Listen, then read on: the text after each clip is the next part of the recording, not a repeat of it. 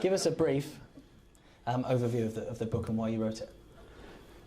Well, I remember the day it happened, and by then I'd done many years of research into how a few people control human society and are dictating its direction. And one of the things that I've been talking about for years was something I call problem, reaction, solution. It is a phenomenally effective mass mind control technique to get the public perception to think what you want them to think so that you will be able to do what you want to do. And for those watching on the internet who may not have come across it, I'm sure most people here will have done, having read the books. Problem, reaction, solution works like this. Stage one, you create a problem. It could be a terrorist attack, it could be a war, it could be a run on a currency, whatever the problem needs to be that allows you to provide the solution to that problem that you want to change society in the way you want to do it. And so at stage one, you create a problem, and crucially, you blame someone else for it. And you can see problem, reaction, solution scenarios, particularly when, with no evidence, immediately something happens, the villain is being named. And in terms of 9/11, Osama bin Laden and Afghanistan were being named by a man called Ehud Barak, former Prime Minister of Israel, immediately after the attacks happened. And of course the plan was to invade Afghanistan. That's why Afghanistan was mentioned that early, even though everyone else is going, what happened? What's going on? What's happening? At the same time. Stage two, you want people in fear and outrage because you want them to say, in effect, do something. Something must be done. What are you going to do about it? Or at the very least, the public become open to what the authorities say must be done as a result of the problem. And in terms of 9/11, it was just such a blatant example, as I saw it on the day, of problem, reaction, solution, where you create the problem, you blame someone else for it, you get the reaction, something must be done, and then you offer the solutions to the problems you have yourself created but blame someone else for. And I looked at it and I thought, this is a classic. And when they started justifying the invasion of countries as a result of it, it became even more obvious to me. So I started investigating it from the first day onwards, through 2001 and through 2002. And as far as I know, in my own experience, I produced the first major book questioning the official story of 9/11 in September 2002. It was published, Alice in Wonderland and the World Trade Center disaster. Why the official story of 9/11 is a monumental lie. And that came out, and then through the years that followed that, I obviously kept my eye on the ball. I was always interested in new information regarding 9/11. And then in 2018, I decided I was going to do an update on Alice in Wonderland, right? Well, that lasted 2 bloody weeks, that did. Because after 2 weeks, I thought, I've got to start from scratch here, because of the enormous amount of information that had been compiled from many different sources in the meantime to show that the official story of 9/11 is not just wrong, it's not just a lie, it is extraordinary in its mendacity. I was talking on an interview this morning and I said, imagine 9/11 as like a centipede with lots and lots of legs. In other words, different aspects of the story. And every single one of those legs of the centipede has an Achilles heel to show that it couldn't have happened, or what we're being told is not the whole truth, and often not the truth in any way, shape or form. It's extraordinary. There's nothing that stands up. So I started investigating, and all the way through 2018 and 2019 up to most of 2018 and up to 2019 up to now, and put together a book. It's 2 books actually, between one cover or 2 covers, the first half of the book demolishes the official story of 9/11. And you know, when people read it, if they not know much about 9/11, they are going to be absolutely shocked at the lies that have been told, provably so. And the second half of the book starts an amazing story which leads eventually to who actually was behind it. And it wasn't 19 Islamic extremists who hijacked those planes, it is claimed. And so that part of the book alone is going to be extraordinarily controversial because of who I say was actually behind it. And we'll get into that as we go along. So that's the background of how I came to write it. And even someone like me who's been looking at this since it happened was taken aback by some of the stuff that I came across in terms of the official story. It's not even partly true. It's an extraordinary lie. I actually remember when that happened, we were actually together, we were in Portsmouth. I was playing a gig with a little band that I was playing with at the time, and we'd gone to a bar before the gig and it was on all the screens, obviously everyone was watching it, and I remember you immediately saying, I think the term was, "This is bollocks." You kind of straight away seen through the nonsense, while everyone else was kind of like, you know, this is dreadful, this is dreadful. I was going to ask you what the kind of main red flags were, but then you, as you said then, about the Achilles heel, and it made me think, like, Building 7 now has got to be the biggest Achilles heel, surely. Yeah. Building 7, this is an extraordinary story. If you said to most people, it probably is still most people, how many buildings fell on 9/11, they would say 2, the Twin Towers. But actually 3 did. The third one was called Building 7. It was part of the World Trade Center complex, World Trade Center Building 7. And it was owned by Larry Silverstein. And it was owned by him before, in the July of 2001, he and another guy called Frank Lowy of Westfield Moles bought the lease to the Twin Towers, which went into private hands for the first time. We'll get into that as we go along, in the background to that. But he owned Building 7. Building 7 was not hit by a plane and came down a 47-story steel frame building.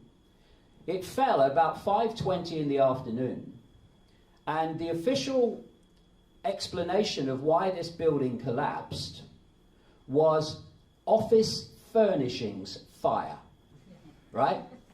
Office furnishings fire.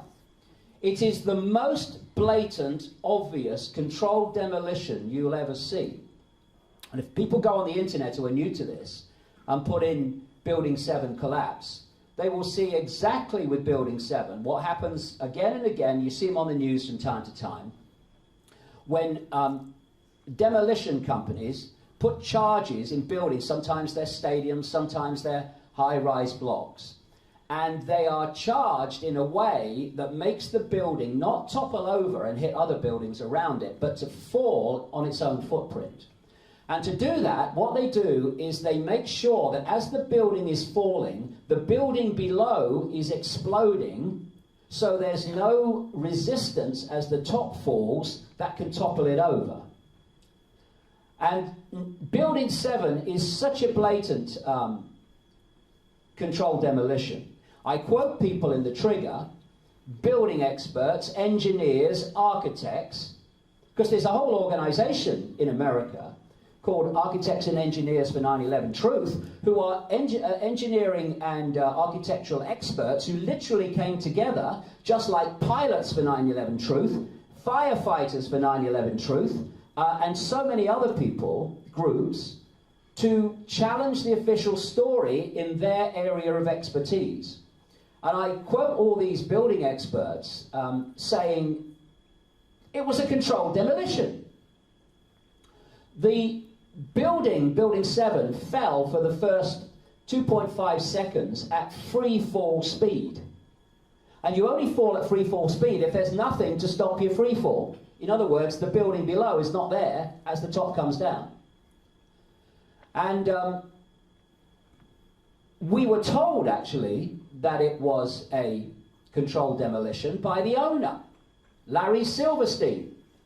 He was caught with his pants down, and obviously wishes he hadn't said it, but he spoke, he was interviewed in a PBS, Public Service Broadcasting documentary about 9/11 in the United States. And he was asked about Building 7. And if I can do it with one hand, I'm going to read you the quote.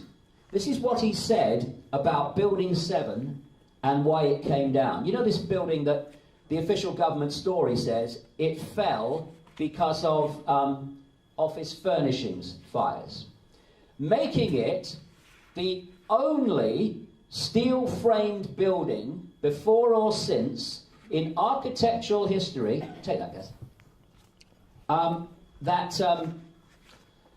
lost my place now, in architectural history that has fallen because of fire. You find this. Larry Silverstein, while I'm finding it, with Frank Lowy, bought the lease to the World Trade Center towers in July 2001 and increased substantially the insurance on the buildings in the case of a terrorist attack. Can you find the one there that says, "How did the mighty fall?" Yeah. And there's a Silverstein quote. I'll find it in a second. And for a personal $14 million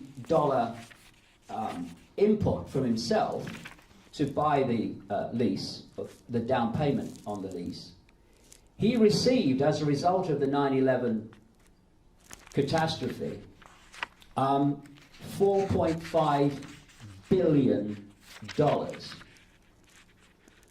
And the Twin Towers were believed in the business community in New York to be a white elephant. Why is this man buying these towers? They're under-occupied, they've got big problems, they're aging.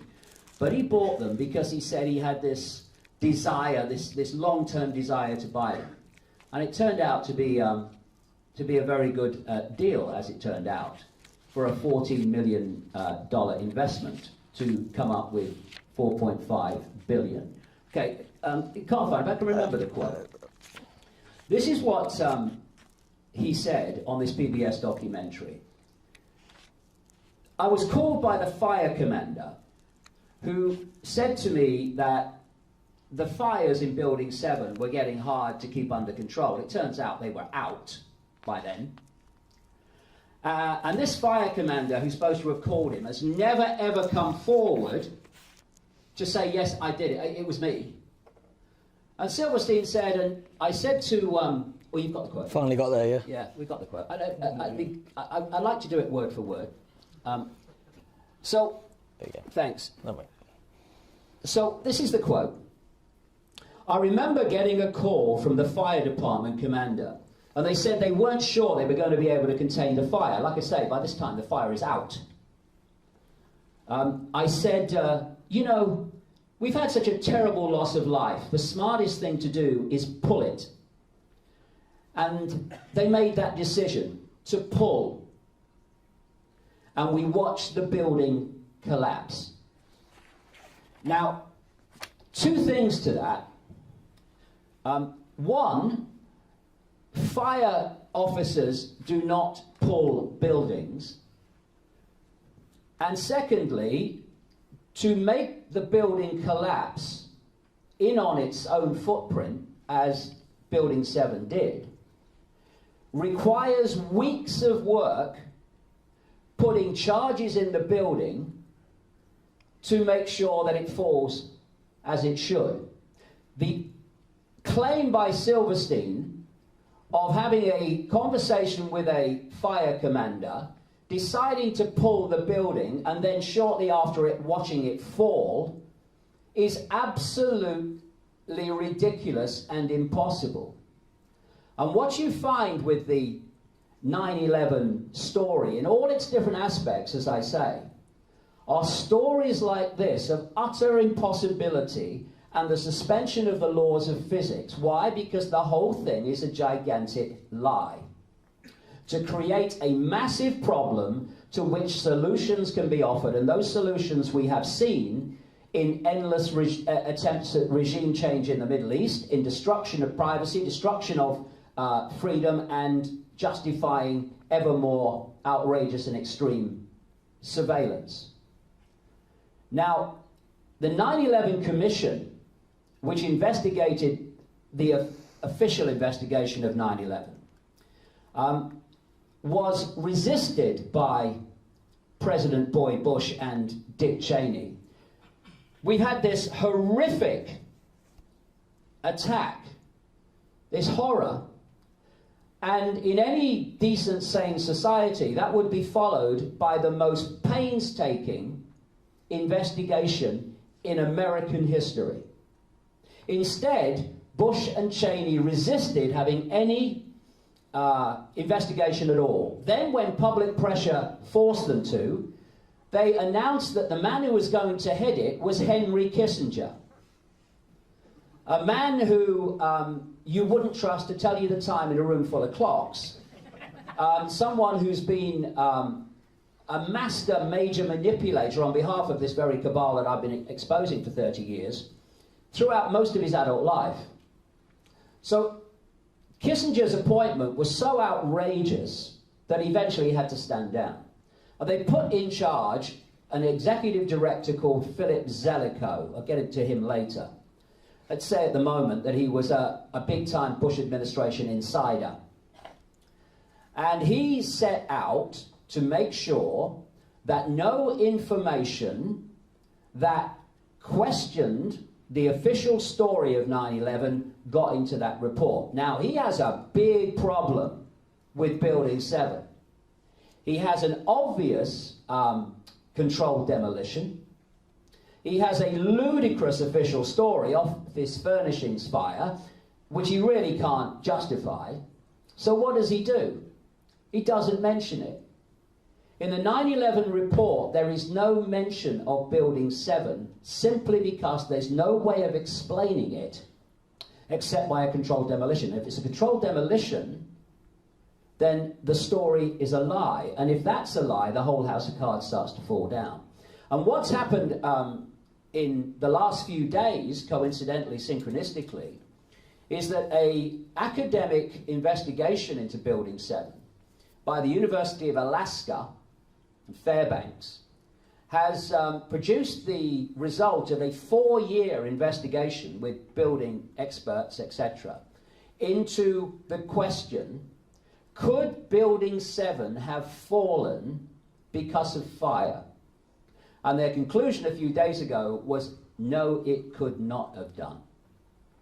And so, before we get into a load of other stuff that makes no sense and is obviously mendacious, Building 7 is the big red flag, that the big Achilles heel, because the official story is so obviously made up. I'm not an expert, obviously, in controlled demolition, but to me, I would think if Building 7 was controlled demolition, which it certainly looks like, same with the towers, to be fair, there would be evidence of that, yet the evidence was shipped off. Well, let's go to the Twin Towers. The Twin Towers fell in free fall speed in a period of about 10 seconds, mean figure. 110 stories of the Twin Towers fell in free fall speed, which again obviously means there was no resistance. What is the official story? That the towers fell because as the weight of the top falling hit the lower floors, it pancaked down. Now, you know, I left school at 15 to play football. I didn't take any major exams or any of it, but even I can work out that if something is pancaking and receiving resistance as it falls, it cannot possibly fall in free fall time. But it did. So how was that possible? Only because lower parts of the building were disappearing for whatever reason, some say directed energy weapons, some say explosive charges. So there was no resistance as the top fell. But that's not a problem, because what you do is you get building experts, explosive experts, all these people in, and you get them to go through the steel and the rubble of what remains of the buildings, and they will, through that research, be able to establish what brought the buildings down. Now, if you are creating an attack to justify a series of events, still ongoing by the way, then the last thing you want are for experts to establish what actually happened, which is very different to what you're telling the public happened. So what they did, and the overall criminal investigation of 9/11 was headed by the head of the criminal division of the US Justice Department, a man called Michael Chertoff, an ultra-Zionist extremist called Michael Chertoff. And in his hierarchy, the decision was made to start shipping the steel and the rubble away from Ground Zero and from Building 7 as fast as possible. And it was taken in trucks, and the trucks were tracked by GPS, and truck drivers were actually sacked for taking a half-an-hour break on the journey and not going straight there. And they were taken to scrap yards in New Jersey. And there it was immediately, the steel was immediately cut up into small sections and shipped to Asia for smelting to become someone's fridge. And if you can open that there for me, mate. I think it's there, unless... I want to give you, if you can find it, I think you can. Get me glasses on. Thanks, mate. I'll hold that. You hold that, so I don't lose my place again. How about this for? No, it's not there, mate. Is it there? No, I'm looking for a quote. I'll give it you. I'm looking for a quote from the New York Times. I'll give it you anyway. Leave it in there. It's a big book. This is how much those behind 9/11 have contempt for the families of those who died on 9/11. The scrap, or the rubble, the remains of the buildings, were taken to these scrap yards and they were shipped to Asia as fast as possible. And the New York Times, which is the quote I was looking for, did a story on how building experts and architects were going to the scrapyard, and as the big grabbers came down and moved stuff away, as the grabber moved away, they would run into the rubble and the steel, looking to see for anything of value and relevance in, establishing what happened, and then the grabber would come back and they'd run away waiting for the next chance. This is what was happening with people investigating why the towers and how the towers came down. This is what they were having to do. And very quickly that had gone to Asia for smelting. Why? Because they absolutely did not want the truth to be known about why those towers came down, because the whole house of cards would come down with that. And it's an extraordinary contempt for those who died and their loved ones left behind. That's how much desire this cabal, truly behind 9/11, that we'll get into later, had for those who died, because they're psychopaths. And psychopaths, the greatest trait of psychopaths is they have no empathy. There seems to be a bit of a roulette with a problem reaction solution or a false flag in general, which is generally, did someone shout Allah Akbar or did someone hear that? Was there a passport found or was there a drill happening at the time? 9/11 sort of has the full shebang, particularly with war games and stuff. Yeah, let's get into some of the things that happened on 9/11 then, apart from the buildings. How many people know that on 9/11 there was, and this is the word that was used to describe them, an unprecedented number of war game exercises going on in the 9/11 skies? Actually on 9/11, while the hijackings were happening, these exercises were practice sessions for the American military and Air Force to respond to hijackings. One of the scenarios was for a plane to have been flown into a building in Washington, the National Reconnaissance Office. And what was happening is on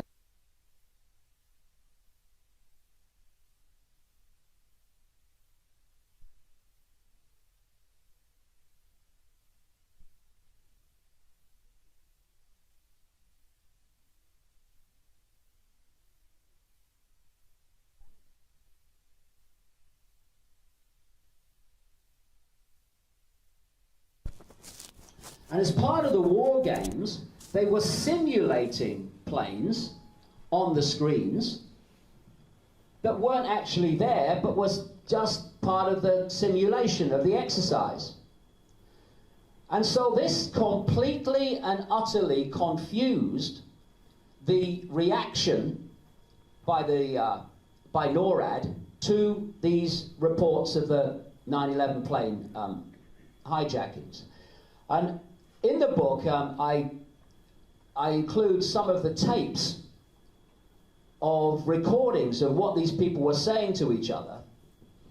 And when the 9/11 reports were coming in of the 9/11 planes, the NORAD staff, military, were saying things like, is this real or is this exercise? One of the people involved said when the reports first came in, his reaction was, well, they've started the exercises early. And at one point, the simulated planes that didn't actually exist as part of the exercise had got so confusing to the reaction system that one of them shouts, "Get rid of the goddamn sim." But it wasn't got rid of until basically the 9/11 were over, because it was there, the war games were there, actually on that day, and press was there to confuse the reaction process, to allow the attacks to happen without a military intervention.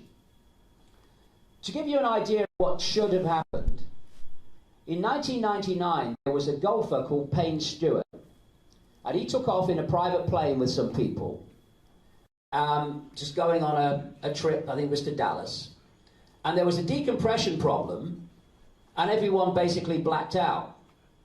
Everyone was unconscious on the plane. Immediately, air traffic control realized there was a problem. As the regulations demand, they contacted NORAD, and NORAD had planes up immediately. And other planes came up and tracked it across America on its trip, because it was flying itself. And they were waiting to see if it was going to fall, because it was going to run out of fuel eventually. They were waiting to see if it was going to fall on a civilian area, and if it had been a chance of doing that, they would have blown it out of the sky. And if you look at the regulations, the Federal Aviation Administration, the Civilian Air Traffic Control Organization, it's very clear. If you lose contact with an aircraft or anything strange is happening with the aircraft you cannot explain, treat it as an emergency and start the process of contacting NORAD. In the entire, 2 hours that these attacks were going on, not one single reaction from the military happened that made any difference to the outcome of the events. The so-called plane that hit the Pentagon, Flight 77, flew 40 minutes into the Midwest from Dulles Airport, Washington. And according to the official story, turned round and flew back 40 minutes to hit the Pentagon. And in that whole period, there was no response from a NORAD reaction system that was up in the air in no time when a private jet from Payne Stewart's private jet was in trouble. In the previous year, before 9/11, 125 times, NORAD had reacted in the same way to problems reported with aircraft in America. On 9/11, absolutely nothing. For the first week, the official story was that no planes were scrambled in reaction to the hijackings. And then suddenly, after about 7 days, out of nowhere, CBS News, a guy called Dan Rather, reported, oh, yes, there was a reaction. Planes were scrambled from Cape Cod in Massachusetts to the attacks on the World Trade Center, and from Langley, Virginia, to the attack on the Pentagon. And then suddenly, the official story, which had been, well, no one was scrambled until the Pentagon was hit, suddenly was, oh yeah, we did. So that became the official story. Cape Cod is 153 miles from the World Trade Center. The Langley base is 130 miles from the Pentagon. Around just take the Washington as an example. Around Washington is a no-fly zone called P-56. And if you enter, especially the inner part of that zone, then you must be transmitting a permission code. Otherwise, you're going to get shot out of the air if you get too close to the buildings of Washington, like the Pentagon, the White House, etc. And somehow this plane got into Washington, and the official story says hit the Pentagon. I quote in the book a former US Defense Secretary called Caspar Weinberger, who described the process. He said Washington is ringed with Air Force bases, and any plane that enters that no-fly zone without permission, without the code, is immediately met with a response from those air bases. And there are also, by the way, ground-to-air missile defense for the Pentagon, White House, and that area, which was not activated on 9/11. Why? 10 miles down the road from the Pentagon and the White House is the Andrews Air Force Base. This is where Air Force One, the president, flies in and out of. It's where foreign leaders come in and out of, where they're going to the White House. And it's 10 miles down the road. After the Pentagon was hit, and by the way, there is a big common theme here, in many, many areas, that nothing was done until the Pentagon was hit. Series of people, like Rumsfeld and others, absolutely lied. I show that they lied in the book about where they were and what they were doing until the Pentagon was hit. Everyone was looking for a cover story of why they could do nothing until the Pentagon was hit, because it was being allowed to happen. After the Pentagon was hit, planes, it's reported in the mainstream papers, planes from the Andrews Air Force Base were scrambled to patrol the skies above Washington to protect from other attacks. And yet, the planes scrambled to react to the incoming Flight 77, as he's claimed, were scrambled from 130 miles away and never made it before the Pentagon was hit. Not only that, the pilots who were scrambled said they weren't told what they were scrambled for. We've already had, by that time, the World Trade Center towers, both of them hit. But they weren't told. So what they did is they flew into the Atlantic from Langley, because they thought they were being scrambled because of a threat coming from the Atlantic, which they always did during the Cold War. They said no one told them. As a result of that detour and other things I explained in the book, they never got there before the Pentagon was hit. And when you look at the normal reaction times of NORAD to hijackings, and then you look at the absolute non-response while the 9/11 hijackings were going on, it's obvious there was a stand down. And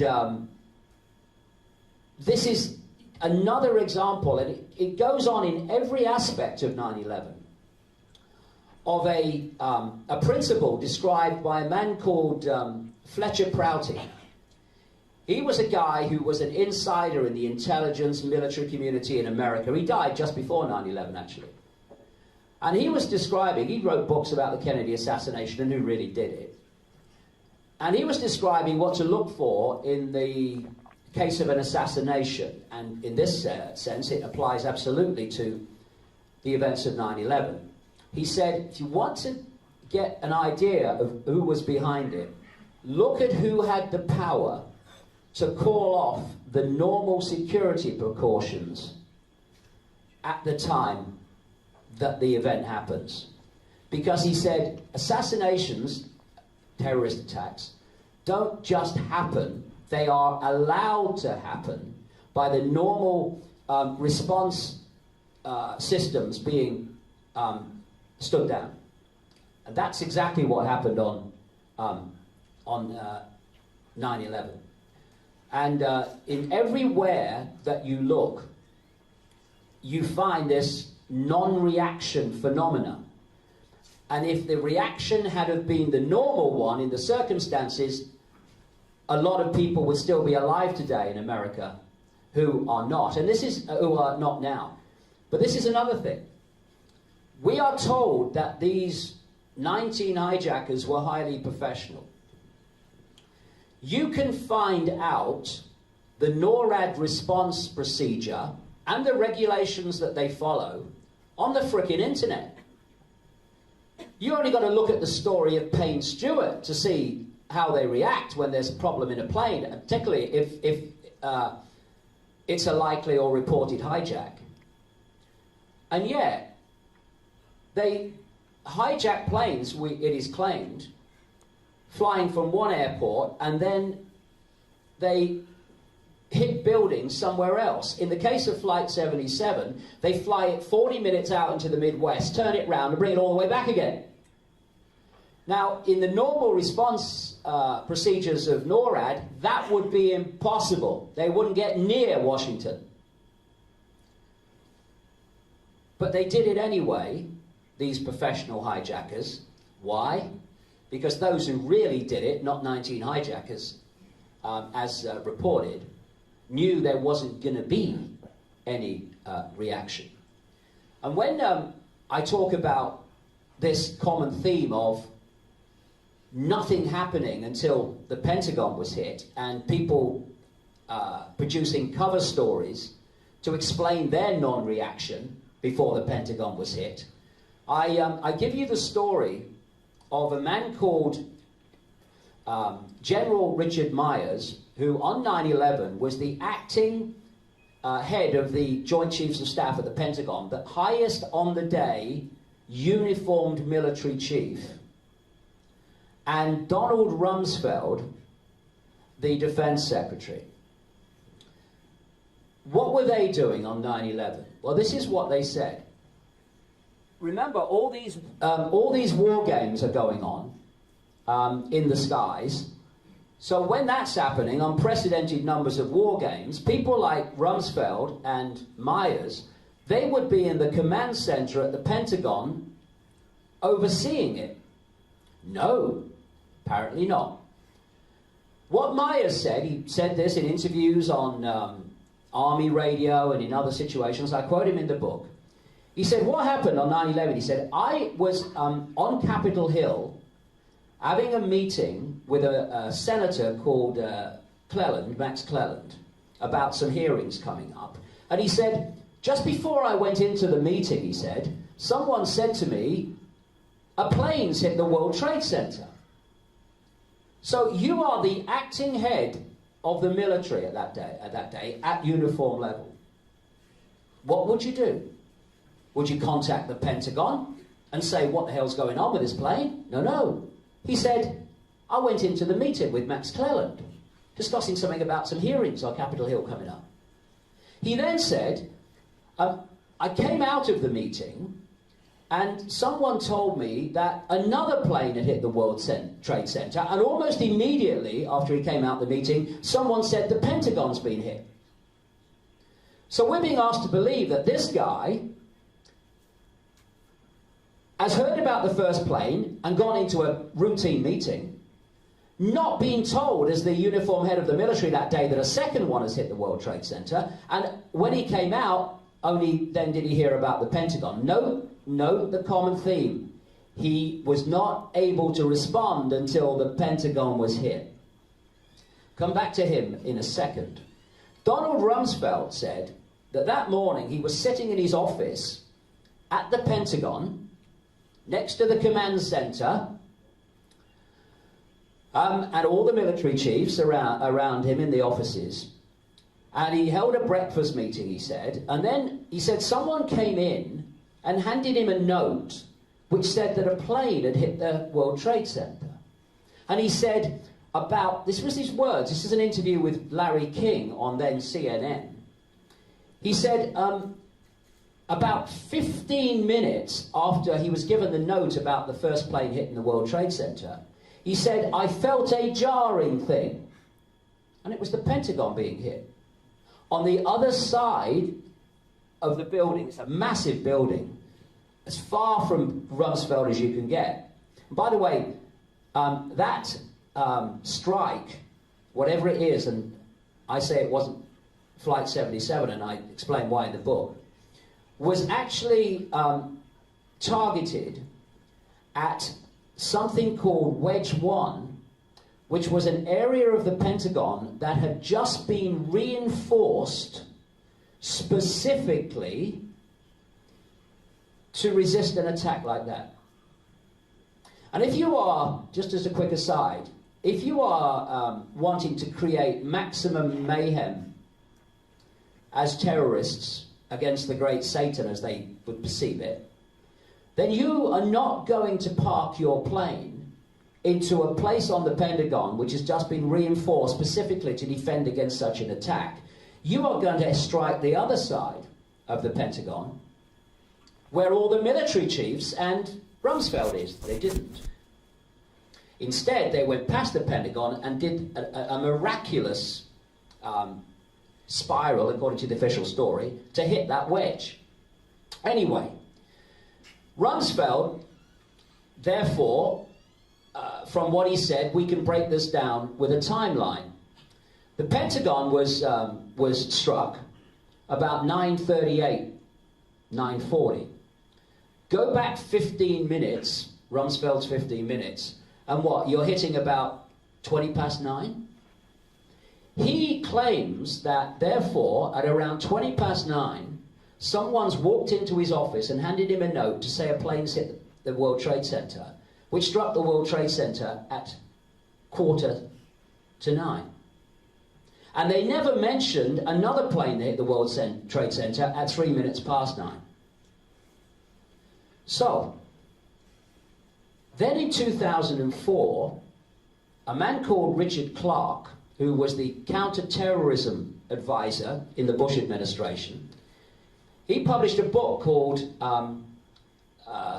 Against All Enemies, I think it was called. And he described what he was doing that morning after he heard about the first plane hitting. He said he raced to the White House, and by about 10 minutes past 9, he had set up a teleconference between himself in the White House and the military chiefs in the Pentagon at the command center. And he describes in the book how, in this period, after 9:10, on the screen in front of him, in the command center of the Pentagon, is Donald Rumsfeld and General Richard Myers, who claimed to have been on Capitol Hill while it was all going on. Why would Rumsfeld lie about what happened to him on 9/11 when clearly he was in the command center all along, where you would expect him to be? And why would Myers lie about being on Capitol Hill when he was in the command center at the Pentagon all along? Because, again and again, whether it's Dick Cheney, all of them, there is this common theme of cover stories that turn out not to be true until the Pentagon was hit to explain why there was a non-reaction. And what was happening all through the system is the people at NORAD, a place called Rome in New York State, and an area of NORAD known as NEADS, the Northeast Air Defense Sector, who was the part of NORAD directly responding to the hijackings. They were completely scrambled in terms of information and simulated stuff on their screens and misinformation, so that they didn't know what the hell was going on. And other parts of the system were stood down so that there was no reaction until the attacks were complete, and then everything started to kick back in to what would normally happen. Because these attacks were allowed to happen because they were a problem-reaction solution to justify all that's followed right up to present day. I'm told we're supposed to open up to the floor, and I've not even got to the whodunit bit. So what I'll do is I'll hope that one of you will ask whodunit, and I'll just ask one final question, which is, what do you think the response will be to the book? And aside of that, what do you think will be the most extreme response to it? Well, when people read the book, and people already have, and they're still pushing their chin back into place, because, you know, I'm giving you one or two headlines here, but the evidence is devastating. And when someone asks me a question soon, who did it, you'll see that it's going to be highly, highly controversial. And, you know, I'm going to be demonized probably by the usual suspects. And I knew that. But, you know, if you care about the truth, then you must not care. Is that working? You must not care about consequences. Because fear of consequences is the prison cell that so many people live in. You have something you know should be communicated, but you think, what are the consequences for me of doing it? And most people will allow those consequences to persuade them that actually the consequences are worse than actually going with what they believe to be right. I don't do consequences. I don't think of consequences. I just do what I believe to be right. And so that's why I put this book out. When you read it, you'll see why I'm saying what I'm saying. It is highly controversial, but just happens to be true. And I'm going to be demonized, and there is a chance, for sure, that there may even be attacks set up on certain people that will be blamed on the book. Those attacks on those people, it's because those people were influenced by this book. That is a possibility, and you'll see what I mean by that when we get into the question of who actually did it. So anything's possible in reaction to what's in it. But I don't care about consequences for me. I care about the truth, because we are going down a very dark road where civil liberties and freedom of expression, are being deleted in the most hysterical tidal wave of censorship. And I've described this book early on, or at some point in it anyway, as like standing in a lift, an elevator, and the doors are closing. This is the doors closing on freedom. And this book is designed to put an arm through the doors and open them up again by saying what you're not supposed to say and exposing what you're not supposed to expose. So, you know, life could get bumpy. I don't care. I care about the truth, because if we start censoring, self-censoring what people need to hear, then it's over. Okay, what we'll do, we'll open it up to the floor then. My brother's got a microphone. I will just say, obviously for me, sort of I've grown up with it in terms of the research and stuff, so obviously Dad will be researching constantly, and we'll be having conversations over a beer about stuff. But having read the book, even I was like, my jaw was on the floor a hell of a lot during it, which I didn't expect it to be, because I thought I've kind of grown up with it, you know. So it is amazing, and I'm interested to see the response from people. It'll be bumpy, like my dad says, definitely. But who wants to ask who done it then?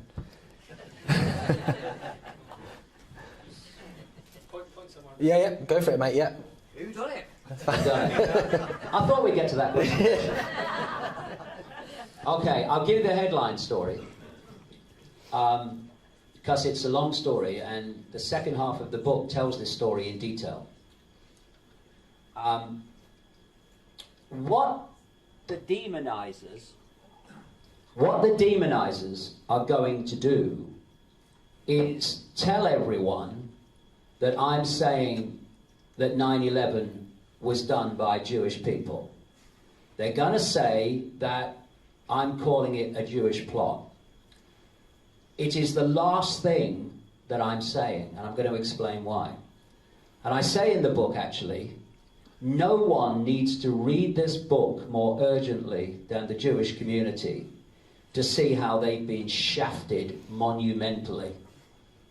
Not only recently, but for a very, very long time. Because those that actually, for reasons I'll come to, were behind 9/11 hate Jewish people, have contempt for Jewish people, but what they do is hide within Jewish people to use them as a smokescreen to protect them from exposure. So, in brief, this is the story.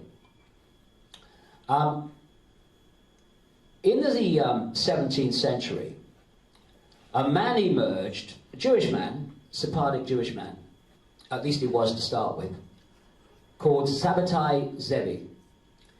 He proclaimed himself the Jewish Messiah.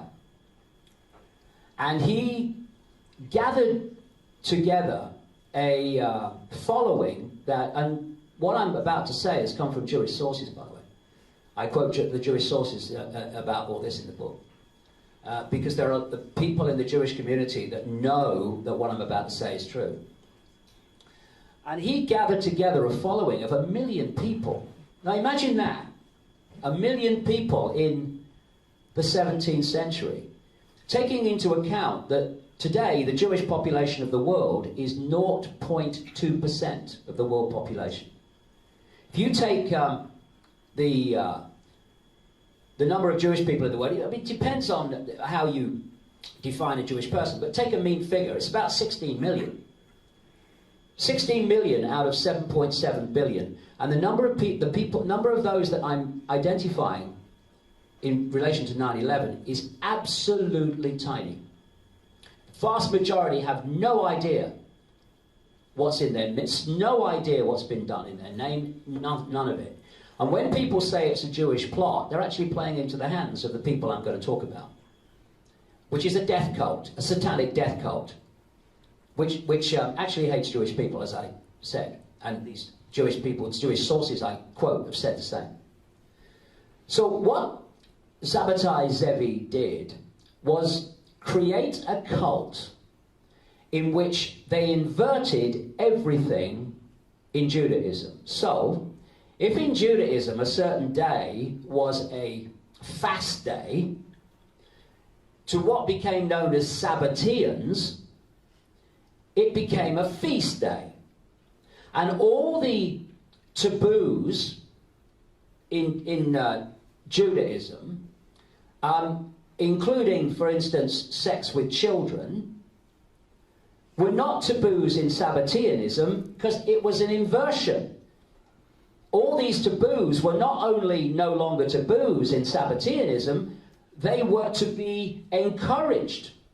And people were pressed to do them because they had this extraordinary sales pitch for this cult, which was the more evil you do, basically the quicker God will come and sort the world out.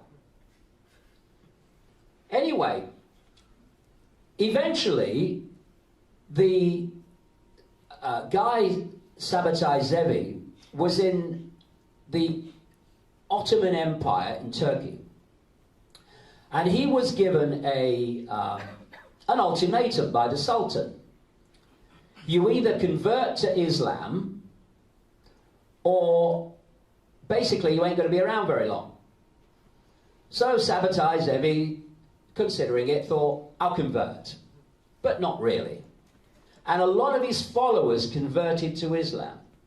And they became known as Donma, which is a word that means to turn, to convert.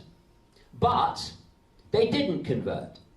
They continued to practice their Sabbateanism cult, this inversion of Judaism, while outwardly appearing to have converted to the Islamic religion.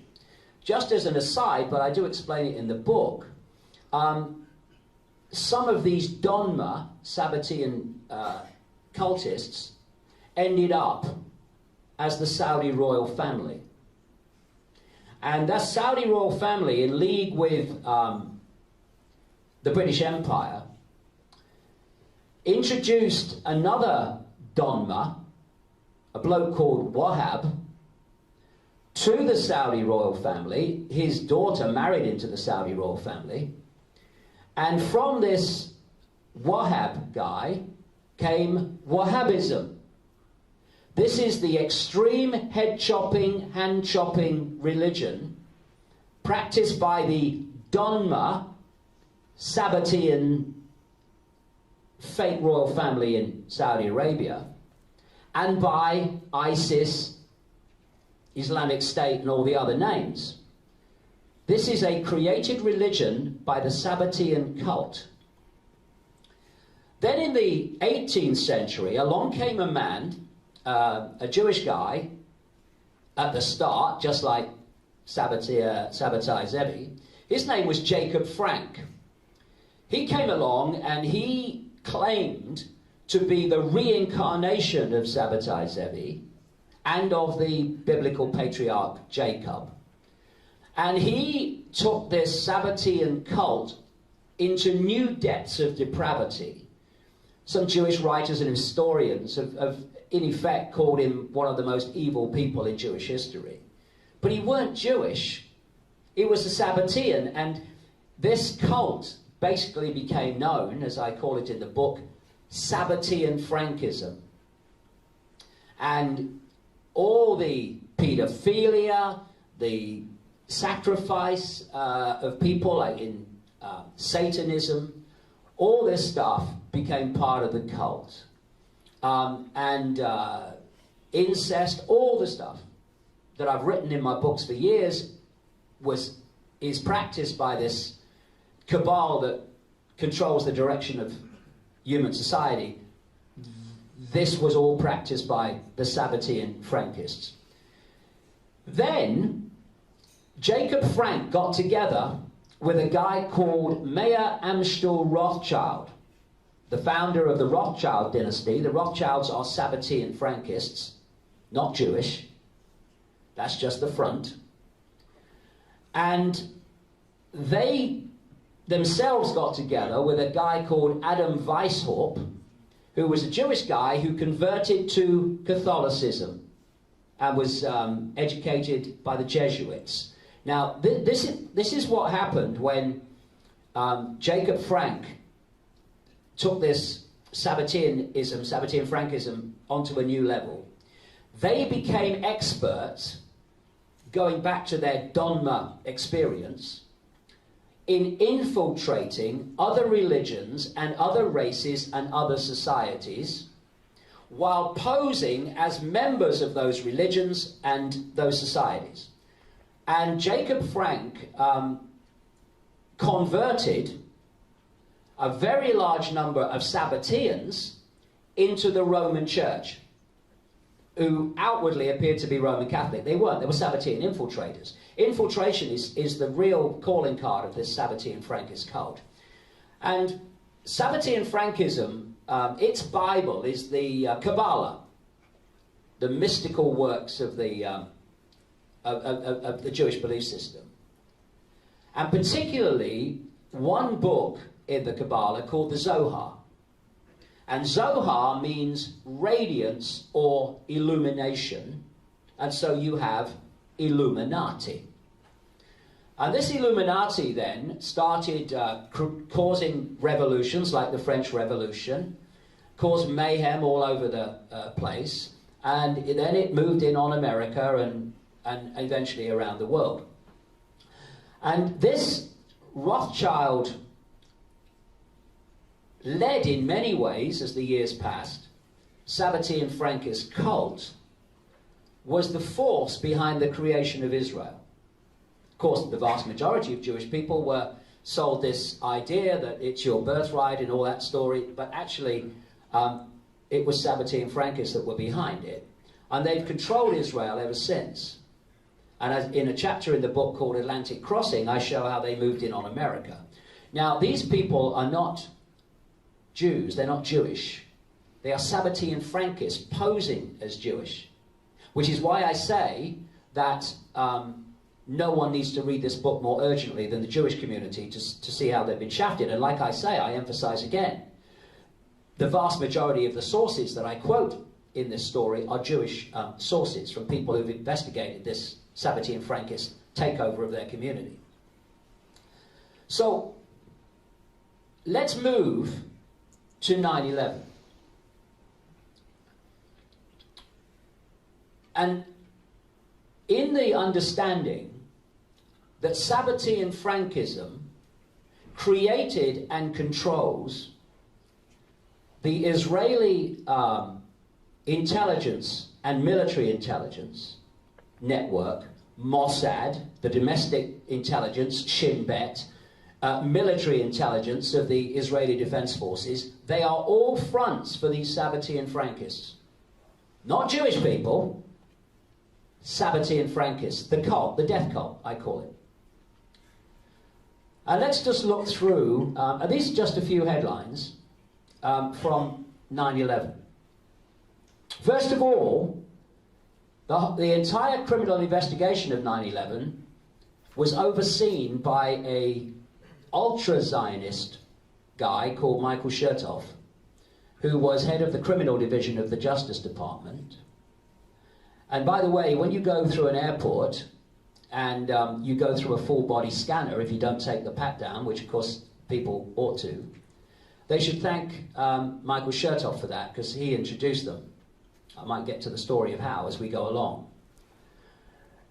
So he's controlling the whole investigation, which was a non-investigation. How many people know that in 2001, 200 Israelis were arrested in America as part of an Israeli spy ring? 140 before 9/11, 60 afterwards. And how many know that where the center of their operation was, in Florida, not least around a place in Florida called Hollywood, not far from Miami, was the same area that the majority of the 9/11 hijackers were operating at the same time? Mohammed Attar among them, who was actually in the same street as some of these Israeli people that were picked up for this spy ring. Why have we heard of them? Whatever happened to them? Michael Chertoff let them go, and they returned to Israel. How many people know that on the morning of 9/11, a lady in an apartment block, looking out across the river to the burning first tower, noticed 5 people, 5 men, with a white van, filming the tower, and high-fiving and whooping and cheering as they were doing so. They were described of Middle Eastern appearance. She reported what happened to the police. Eventually the police catch them up. Well, they were of Middle Eastern appearance. They were 5 Israelis, 2 of which were known to the police as Mossad operatives. And they said that they were there, they were taking pictures of each other as they were whooping and high-fiving, to record the event. Well, how did you know it was going to happen? Because in the postscript at the end of the book, I mention a Freedom of Information Act request, which produced, after the main book was finished recently, some pictures that were taken from these 5 Israelis that became known as the Dancing Israelis, that they took of each other with the tower in the background on September the 11th.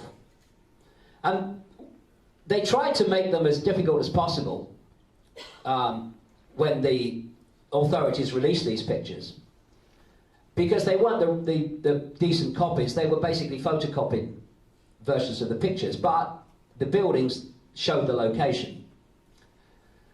And one of these pictures was taken on September the 10th, which supports reports by residents at this block, this residential block, who say they saw one of these dancing Israelis in that area, around that building, the day before.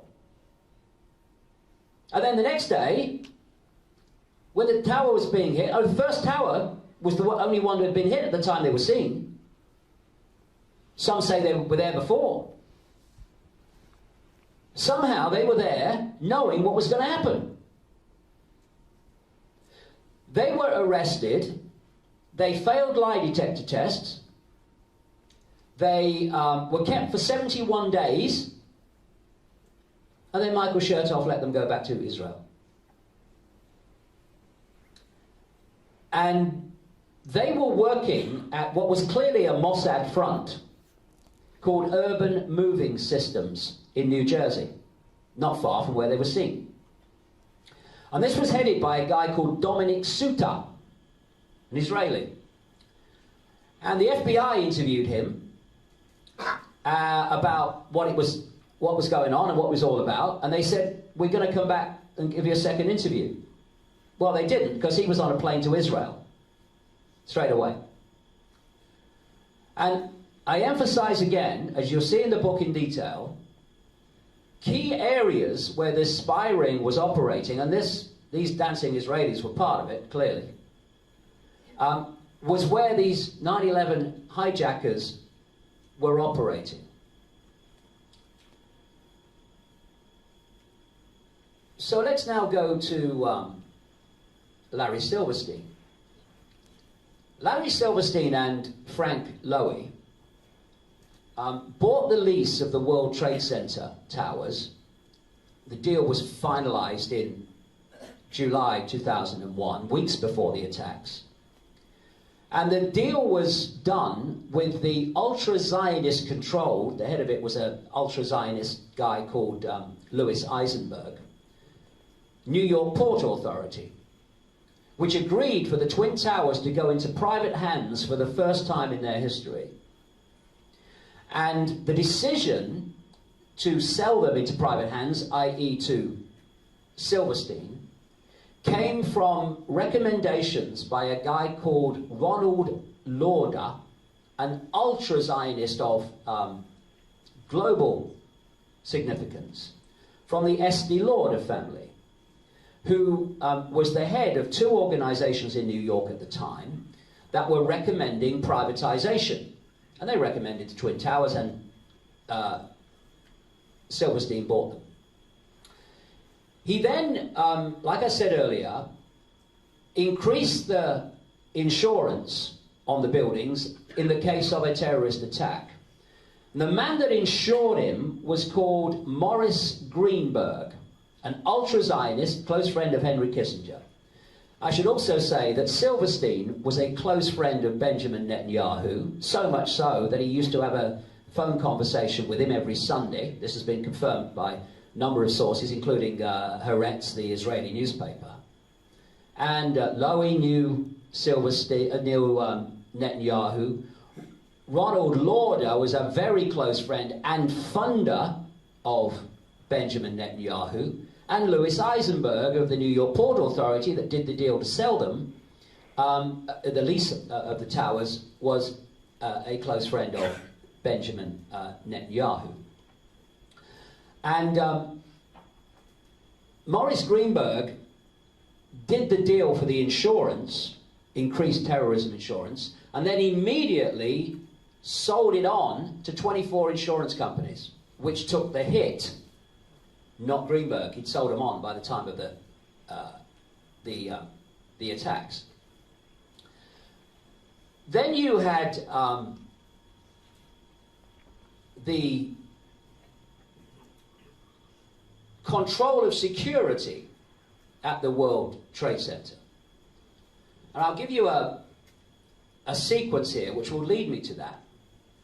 In 1979, a guy called Issa Harel, who is known as the father of Israeli intelligence, did an interview with a Christian Zionist journalist in 1979, and he predicted that Arab terrorists were going to attack the tallest building in New York because in Islamic belief, a tall building was a phallic symbol, and it would be an attack on the spirit of America, which was a hell of a prediction.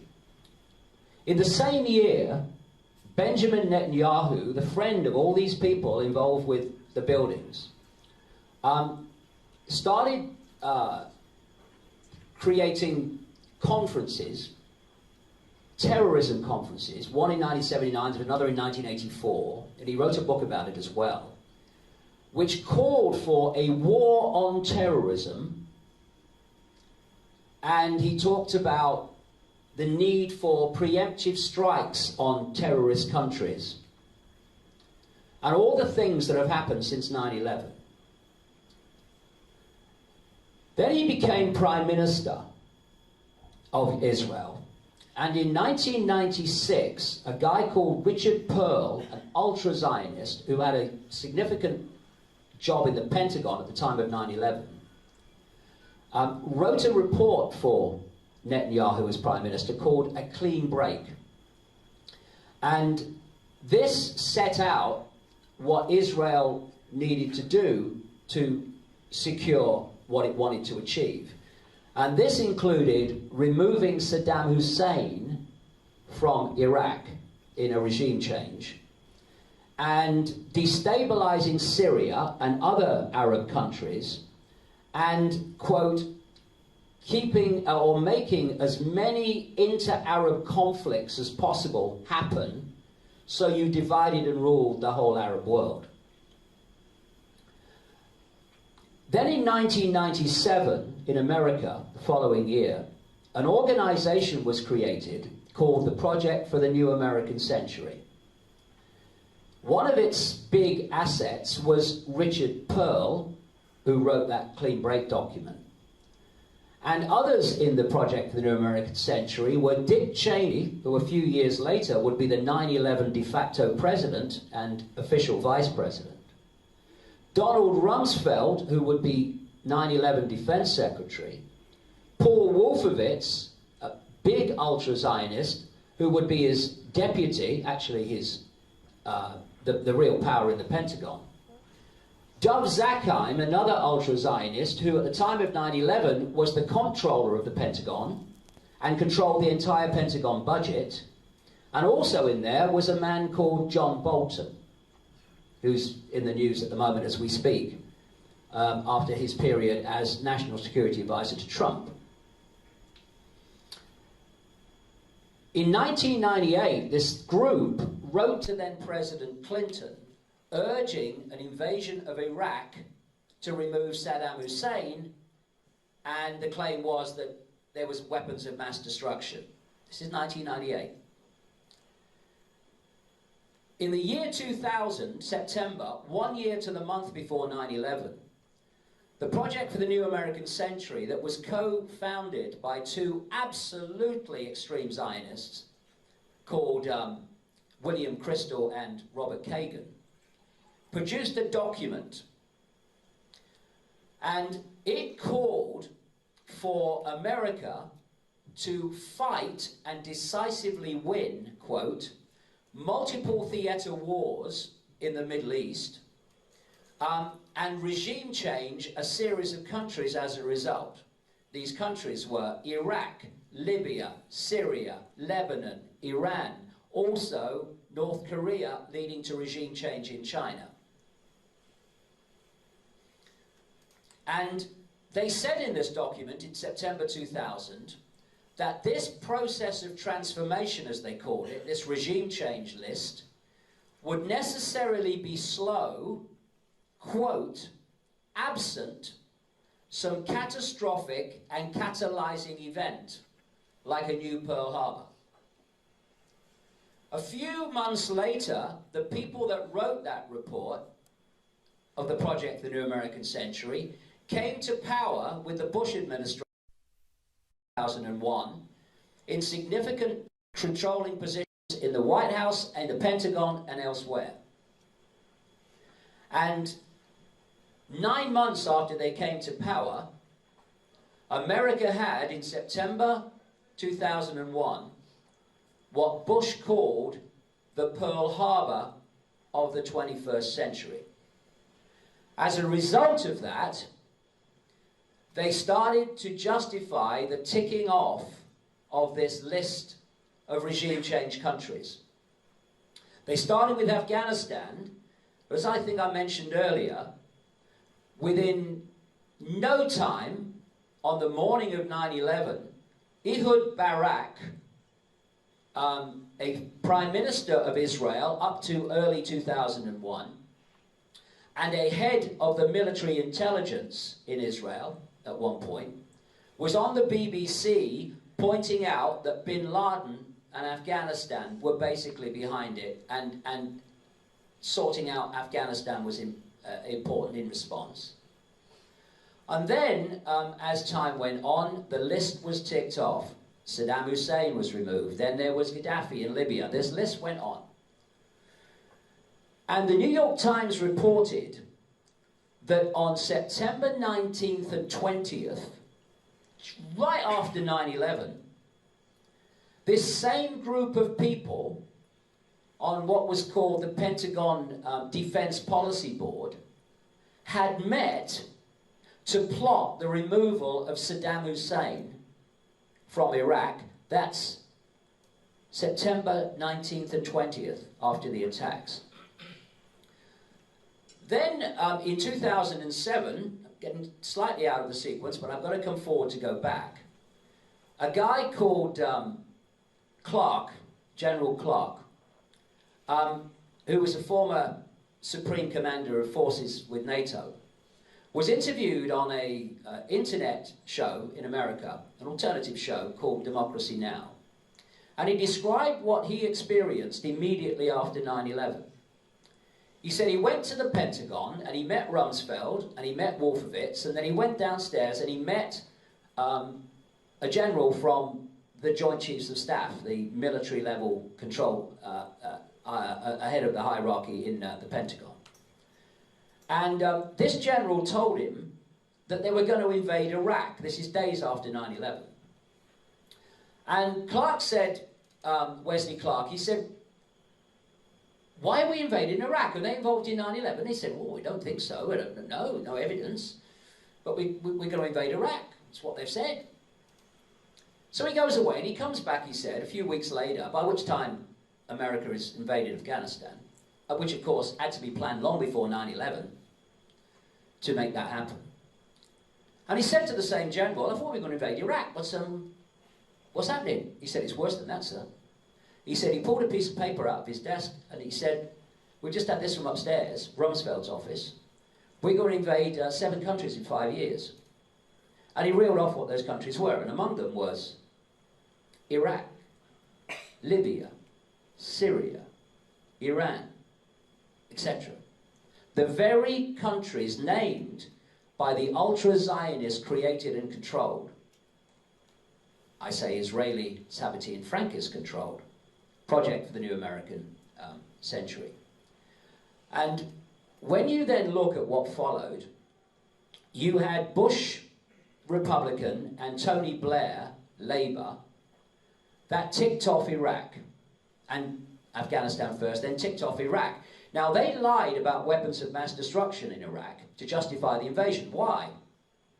Iraq is on the list, and there's no reason to invade it, so you make one up. Simple as that.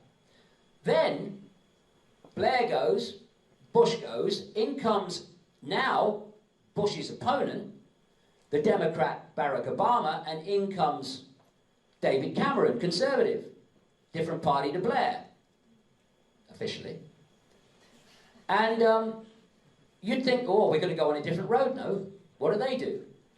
They remove, with NATO, Gaddafi from Libya. Another one off the list of the Project for the New American Century. Then they start the upheavals and civil war, talking about the American-British military intelligence, etc., in Syria. And then they go, and in comes Donald Trump, and he starts targeting Iran, another one on the list, with pressure, thank God he's just been fired, from John Bolton, his national security advisor, who's never seen a country he didn't want to bomb. He's put, oh, we must have war with Iran, we must have war with North Korea, all the ones on this list. We mustn't take the troops out of Syria, on the list. John Bolton was a member of the Project for the New American Century when that document was written and that list compiled in September 2000. It's gone on right to present day. So,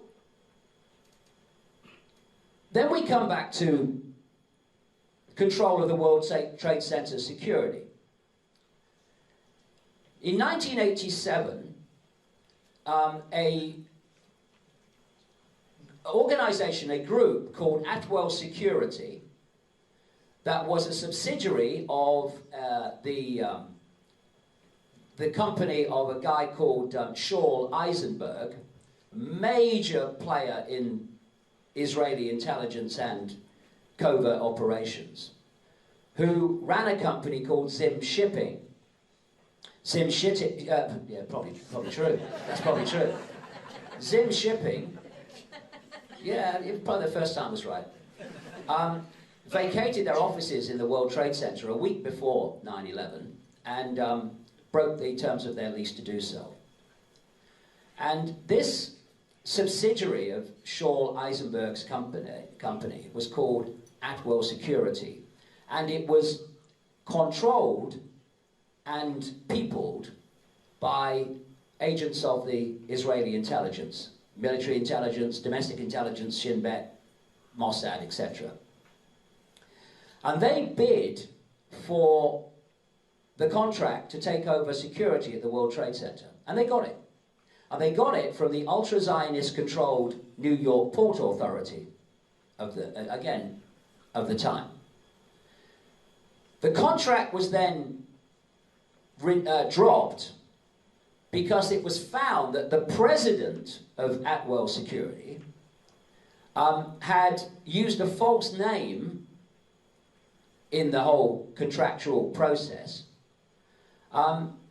And he was really a guy called Avrim Shalom, who was a major player in Israeli intelligence and he had to resign in that role for overseeing, ordering the murder of 2 wanted Palestinians by bashing them on the skull with stones.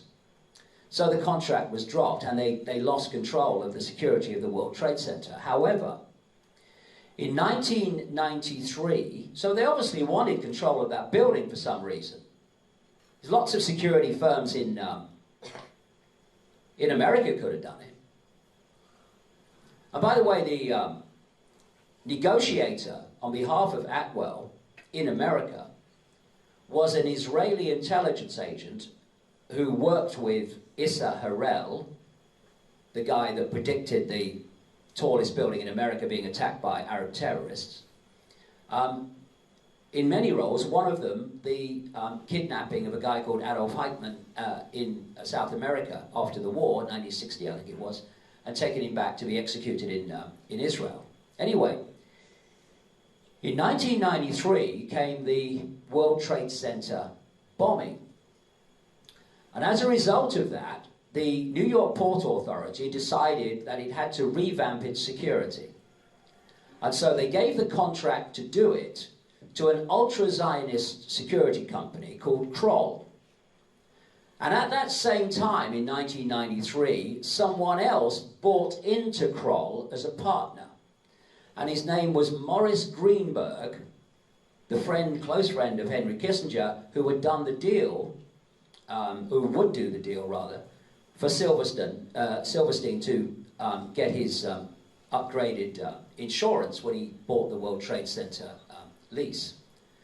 So through that period from 93 to 2001, there was Israeli ultra-Zionist control of the World Trade Center security. And of course, once Silverstein got hold of the lease, weeks before 9/11, they had complete control of the building.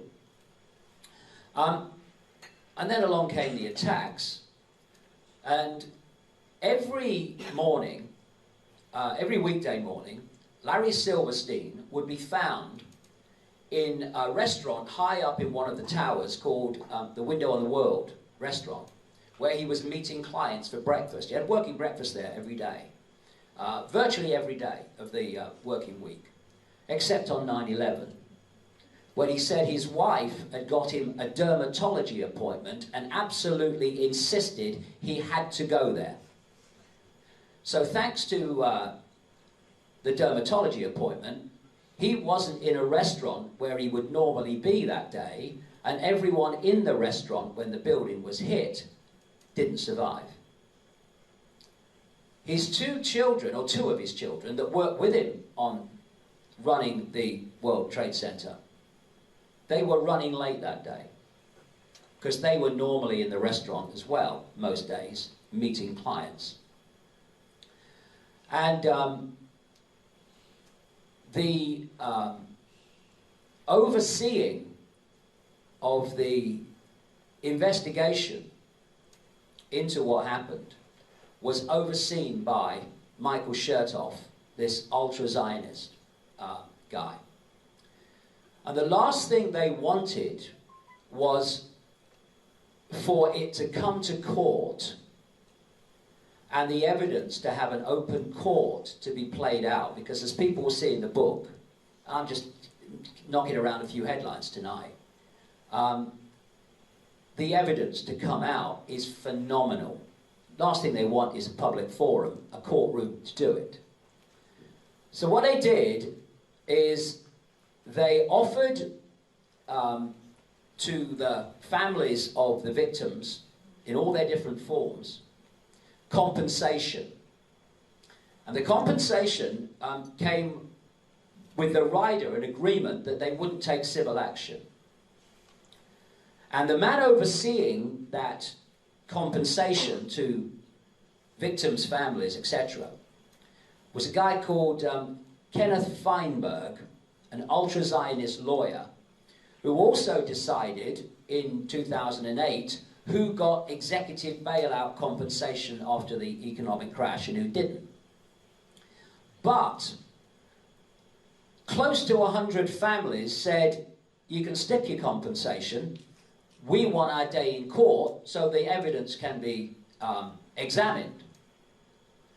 They were then passed over to another judge who ran the civil litigation of the families and presided over as a judge. He was an ultra-Zionist called Alvin Hellerstein. And he was described, even in the mainstream media here and there, as basically running, this is one of the quotes, a war of attrition on the families. So one by one, they pulled out and accepted the compensation without going to court. And the last one caved in, last family, in 2011, when reported in the New York Times, Hellerstein made yet another decision as part of the litigation, which basically made the last family realize we can't possibly win. And they took the compensation. So he made sure that none of them went to court. And these are a few headlines. I could go on with this stuff forever. So I talked earlier about how the steel and the debris from the towers, the three of them, was whipped away to New Jersey scrapyards so it couldn't be examined to see what the hell happened. It was a Zionist transport company that took it to the scrapyards under GPS tracking because it was sensitive material. Sensitive material, it was then immediately cut up, put on ships to Asia to be smelted. And the scrapyards that did that were Zionist controlled, Zionist owned. And everywhere you look, a company called ICTS, or a subsidiary of that company, controlled the airport security, like who got on the plane and who didn't, at Boston Logan Airport and at Newark, New Jersey. This is the same airport security company that ran security at Paris Charles de Gaulle Airport when the shoe bomber got on with a bomb in his shoe, and the same company that ran Schiphol Airport security when the underwear bomber got on, apparently, according to people that witnessed it, without a passport. And as a result of the underwear bomber incident, where his pants caught fire, Michael Chertoff, who ran the non-investigation of 9/11 and then became head of Homeland Security, and by the way, also wrote the Patriot Act, which was a freedom-busting act that was introduced in the wake of 9/11, justified by 9/11. He, immediately after the underwear bomber incident, was doing the round of the news programs in America, calling for the introduction of full-body scanners at all airports so that they could see if anyone has a bomb in their underpants, basically. What he didn't say in those interviews is that his company represented the company that made the bloody scanners. And wherever you look in that 9/11 story, there is a Zionist, ultra-Zionist owned company or an ultra-Zionist individual personality in key positions throughout. And you put all that lot together, the fact that there's very clear sequence pushing since 1997 and earlier, but we can pick it up there, for a war on terror, targeting particular countries for a regime change. And then you have the very 9/11 atrocity that justified and made possible all that what they wanted. And the fact that there is Israel first people all over the 9/11, from spy rings and dancing Israelis to the person that oversaw the whole thing, etc., etc. The idea that Israel was not involved in 9/11 is utterly insane, but it was not a Jewish plot. It was a Sabbatean, Frankist, death cult plot to advance an agenda of global control that this cult and other aspects of it outside of Israel has been pursuing decade after decade after decade after decade. And what this Sabbatean Frankist cult has set up, and I expose this in detail in the book, is a network, a global network of, I call them hate groups because their goal is to make people hate their targets. And this network I refer to as the anti-Semitism industry and the protection racket. What it does is stop investigation and exposure of what this Jew-hating cult is doing by targeting and labeling anyone that gets even mildly close as an anti-Semite. And it's nothing to do with protecting Jewish people from discrimination. It is about protecting the Sabbatean Frankist cult and the Israeli government, which is controlled by this cult, from legitimate investigation and exposure. And proof very clearly that it's not about protecting Jewish people is that if you are a Jewish person and you are challenging the behavior of Israel, thus, by definition, in terms of its government, military, this cult, then you are abused by this protection racket more fiercely than non-Jewish people are. Why? Because it's easy to label someone an anti-Semite who isn't Jewish. Not so easy, though they try, bizarrely, to label someone who's Jewish an anti-Semite. So Jewish people that challenge what is going on are considered more dangerous and therefore get more abuse. There are people who've been thrown out of the British Labour Party for being anti-Semitic who are frickin' Jewish. There's one guy, I mentioned him in the book, a guy called Chilson, who served as a conscript, forced in the Israeli army, fought in the war with Lebanon in 1982, stayed on and worked for the army as a liaison with foreign journalists, showing them around and all this stuff, and then realized how the Palestinians were really treated, came to Britain, left Israel, and was looking for a vehicle to express his contempt for how the Palestinians were being treated, and he thought, the Labour Party, I'll join that. That man, who was born in Israel, served in the Israeli army, and had relatives that were in the concentration camps, was expelled from the Labour Party for anti-Semitism. In other words, criticising Israel. And they've just introduced, and in the end, at the core, it will be the Sabbatean Frankist cult, a massively expanded definition of anti-Semitism. First of all, anti-Semitism is a complete misnomer because Semitic refers to a group of languages in the Middle East, the overwhelming vast majority of which are actually Arabic languages. But anyway, what they call anti-Semitism definition.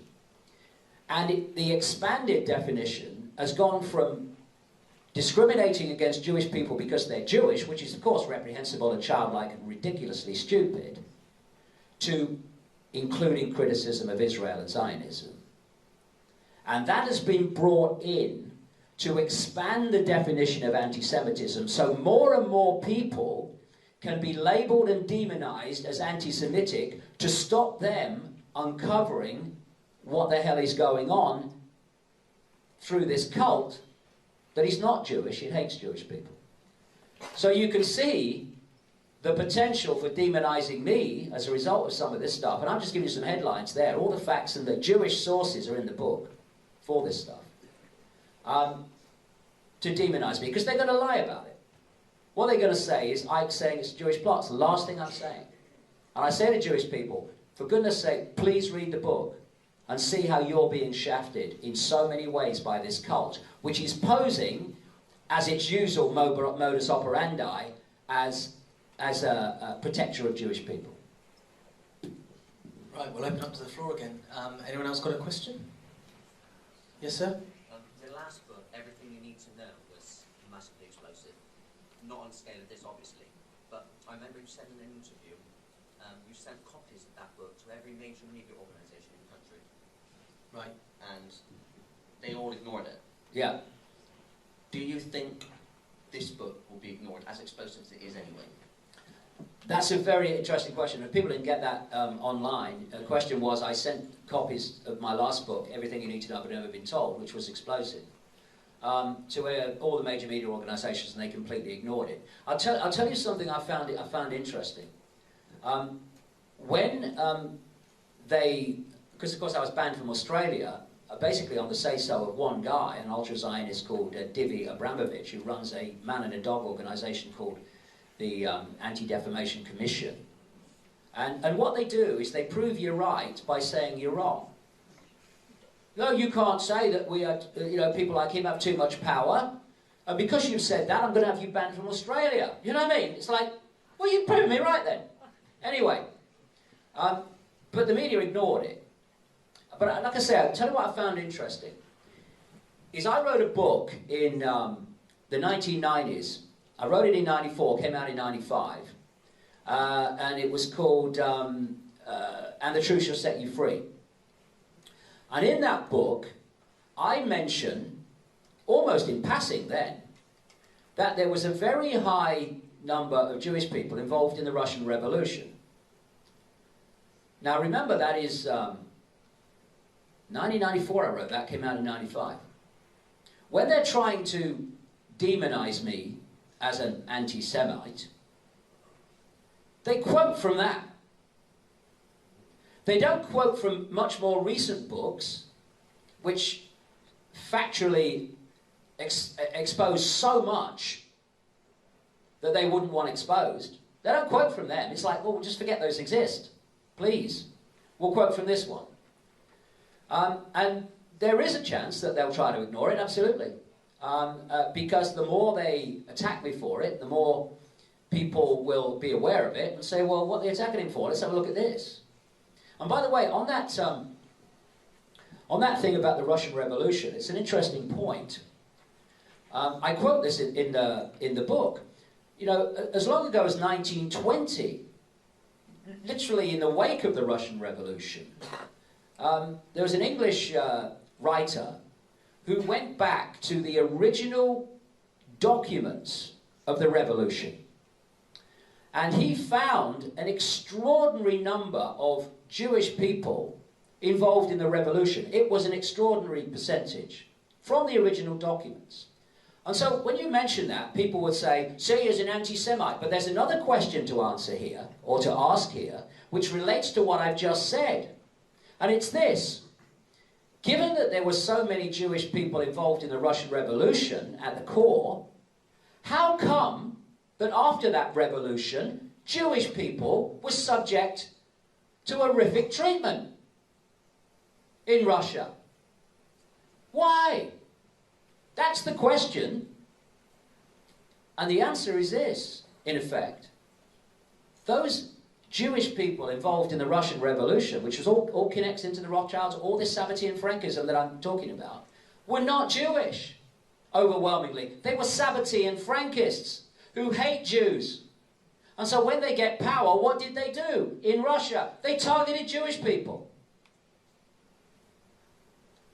This is the big penny drop of what's actually going on. What they do is they pose as a certain belief system, if you like, within the Jewish community, within the Islamic community, within Roman Catholic community, They pose as those people, and people within that community think you're one of us. But actually they're running a completely different agenda, using those communities as a front to hide behind. And they don't want this stuff known to the public. This is why these Jewish sources that I quote in the book for all this were marginalized and found it very difficult to get this stuff out to a wider audience. And because I have a public profile, and because basically I don't give a shit, you know, people should never underestimate the power of not giving a shit, because the power to control the population is to get the population to give a shit. That's where fear of the consequences comes, in terms of, I know it's right, I know I should be putting this out, but what are the consequences for me? Because they give a shit. I don't. I'm consciousness, like we're all consciousness. I'm having a brief experience in a narrow band of frequencies we call the world, and then I'm going to explore forever, as we all do. What happens to me in this brief 70 years and 10? Yeah, just an experience, and if taking consequences and abuse is what's necessary to get this information out, well, fair enough, we'll do it.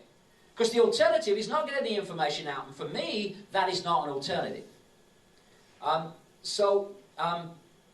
There is a chance that they'll ignore it, and there is another chance, especially if the book starts to get out, and I tell you what, the interest in this book has been like no other, right? Phenomenal. Right into mainstream society. They may think, no, we can't ignore this one. And then they'll go for demonization overwhelmingly. And once again, I won't give a shit. I've been demonized and abused for 30 years. In one ear and out the bloody other, to me.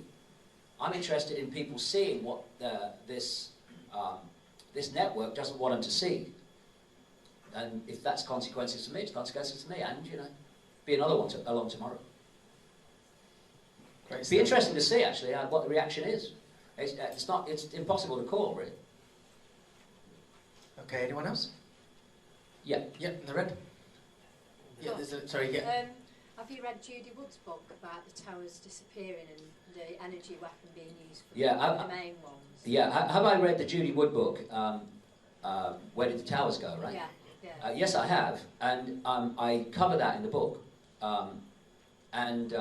Funnily enough, in Alice in Wonderland and the World Trade Center disaster, which I published in 2002, there is a section there that talks about, could directed energy weapons, as they're now called, have been used.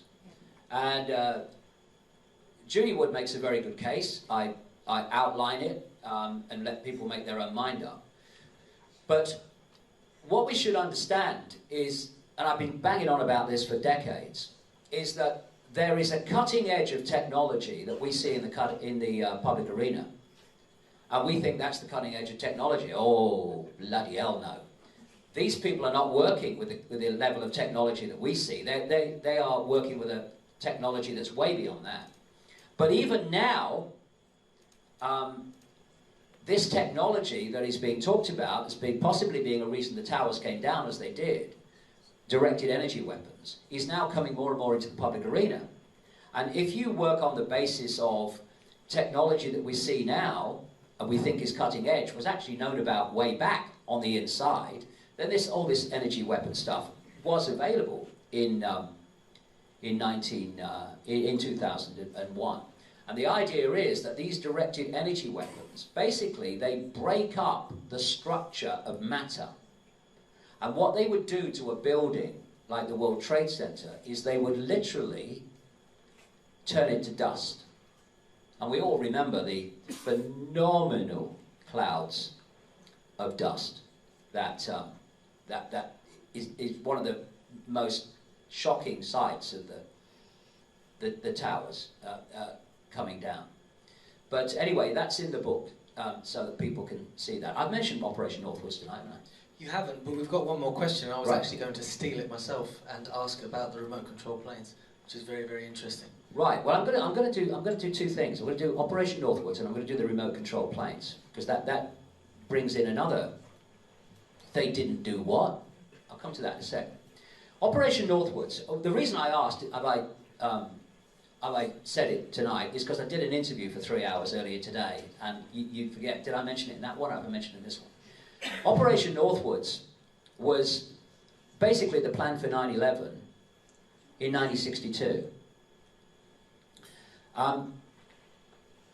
In the summer before 9/11, a former investigative producer with ABC in America, a guy called James Banford, produced a book on the National Security Agency.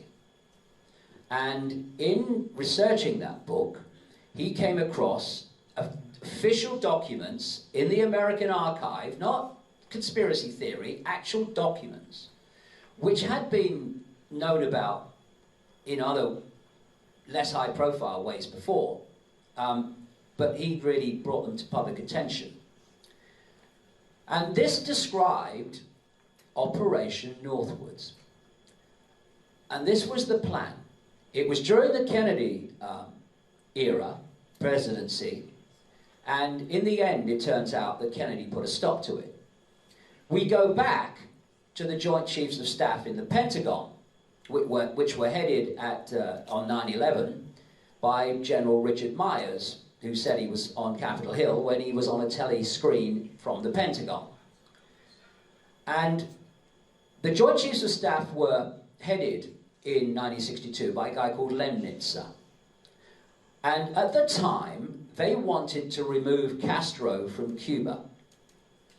Actually, this story will bring us into remote control planes, won't it? And so this was the plan, all in the official documents, that they were going to set up terrorist attacks in major American cities like New York and Miami, which the military were going to do, and they were going to blame them on Cuban terrorists. They were going to sink American shipping and blame them on Cuban attacks. And this is another thing, it's all described in the document, which takes us to 9/11. One of the plans detailed was that they would pick a flight from an East Coast airport that would take, as part of its normal commercial route, would take the plane over Cuba at a very high altitude, obviously. And the document said that they were going to put passengers on that plane with, quote, carefully created aliases. And then the plane would fly as part of a normal commercial flight, think 9/11, down to Florida, across Florida on its way across Cuba, and a drone, a remotely controlled plane of the same type, painted in the colors of the same airline, would take off from Eglin Air Force Base in Florida, would meet up with the plane that left the airport. So basically they become almost one blip on the radar, which in 1962 was less sophisticated than it was in 2001. And the drone would replace the plane that left the airport. The plane that left the airport would then be landed at Eglin Air Force Base and the passengers would be taken off. The drone would be flown across Cuban airspace, all in the document, where it would be exploded by radio signal. And it says in the document that we will wait for the international aviation authorities to tell us that the plane had gone down to give more credibility to the fact that we knew nothing about it. And they were going to blame the plane coming down on an attack by Cuban forces to justify an invasion of Cuba. It's all in the official record. Operation Northwoods it was called. And what we had at 9/11 was a very much more expanded version of that, when the attack was set up to justify the invasions that have followed that were listed before 9/11 happened. Now, that's a very interesting thing, because in 1962, they had the technology to fly a remotely controlled plane of considerable size, a commercial aircraft, over Cuba. Remote control technology of aircraft has been known since back in the 50s. And it's my view, and I explain in the book why, that the planes that left the airports on 9/11 were not the planes that hit the buildings and crashed in Pennsylvania. Because of the war games and the simulation over live and all the dots that were going on to do with the war games and the simulated planes, changing planes was a doddle that morning.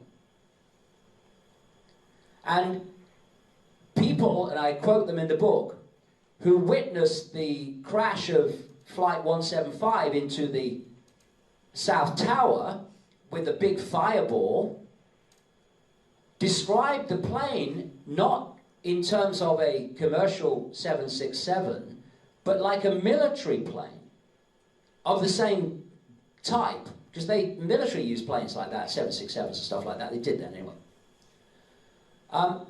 And interestingly, pilots for 9/11 Truth, which are commercial pilots, some of which flew those actual planes, that got together to challenge the official story, because they say all the aviation part of the story is ridiculous, it's not possible. Do you know the guy, they say, flew Flight 77 into the Pentagon with a spiral turn that these pilots say they could not have done, was a man called Hani Hanjour. That's the official story. Hani Hanjour was banned from hiring a one-engine plane 6 weeks before 9/11 because he was so bloody incompetent and dangerous. Somehow he manifested that ability in 6 weeks. Ludicrous. Hani Hanjour was no more at the controls of Flight 77 than I was. And what these pilots say, because at lower altitudes where the air is thicker and the air pressure is greater, they have to do slower speeds than they would at high altitude, because if they didn't, the stability of the structure would start to come apart.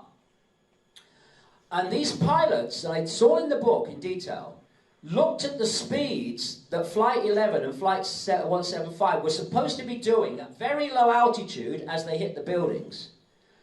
And they looked at the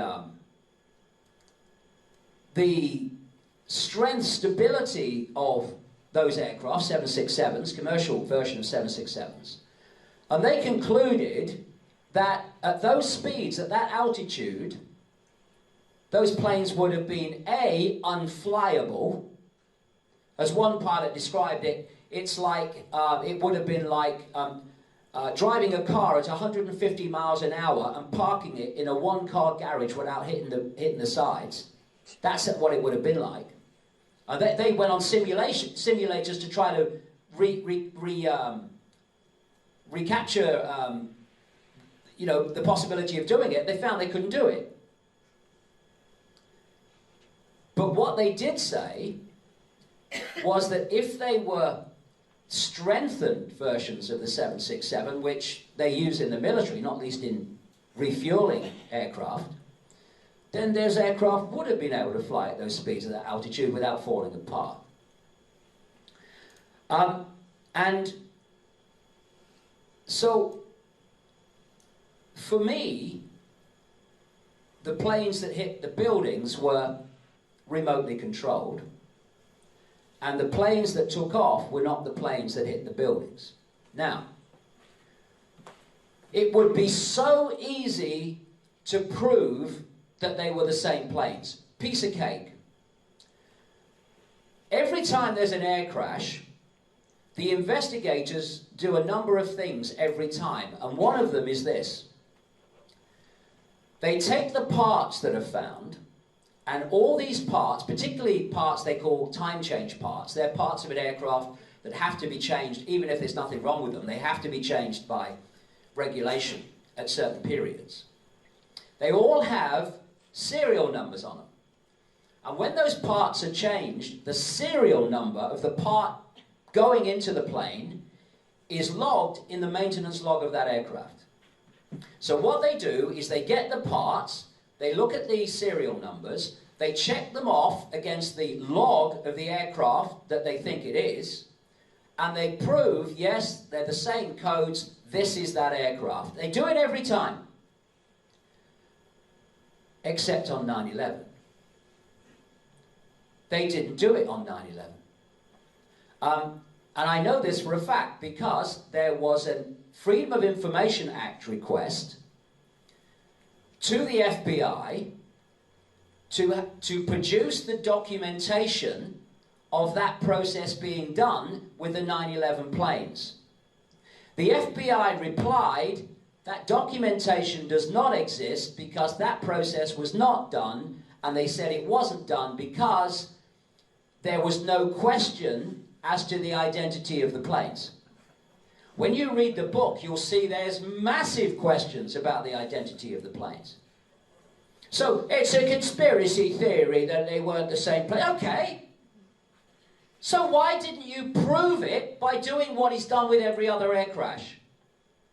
Because they weren't the same planes that hit the building and crashed in Pennsylvania. Maybe a bit more likely that one, but not the ones that hit the buildings that left the airports. Another thing. The first thing that pilots are supposed to do when there's a hijacking is punch in a 4-digit code in their aircraft next to them. Bang, bang, bang. That's how long it takes. Bang, bang, bang, bang. First thing they're supposed to do. Not one of the pilots in any of the 4 aircraft on 9/11 punched in the hijack code, which is the first thing they're supposed to do. None of them. No one can explain that.